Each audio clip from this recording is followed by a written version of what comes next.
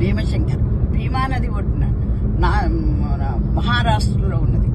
అక్కడ భీమా నది ఒడ్డున ఉన్నది అనమాట. తర్వాత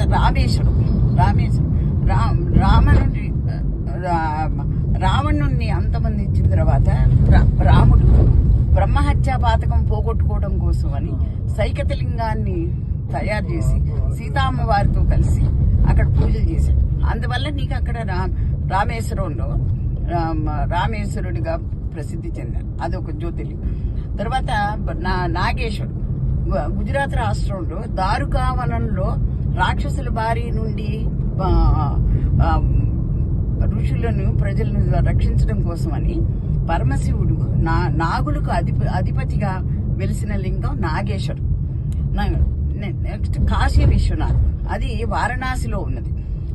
విశ్వానికి అంతటికీ కూడా ఆయన ఆదేశించేవాడు విశ్వనాథుడు. విశ్వానికి అంతటికీ నాథుడు, విశ్వాన్ని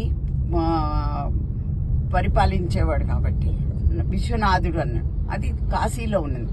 త్రయంబకం, 3 బ్రహ్మ విష్ణు మహేశ్వరులు కలిసి ఒకే చోట ఉన్న శివలింగం త్రయంబకం. అది నాసిక్ దగ్గర గోదావరి నది ఒడ్డున ఉన్నది. గోదావరి నది ఒడ్డున. తర్వాత కేదార్నాథ్ ఉత్తరాఖండ్లో కేదార్నాథ్ అనే పర్వతం మీద కేదార్నాథ్ వెలిసాడు. తర్వాత కృష్ణేశ్వర్ మహారాష్ట్రలోని షిరిడీకి దగ్గరలో ఉన్నది. కృష్ణి అని ఒక భక్తురాలికి గుర్తుగా వెలిసిన శివలింగం కాబట్టి దీన్ని కృష్ణేశ్వర్ అంటారు. ఈ 12 జ్యోతిర్లింగాలు స్మరించిన, పూజించిన, దర్శించిన మోక్షం లభిస్తుందని శివపురాణంలో ఉన్నది.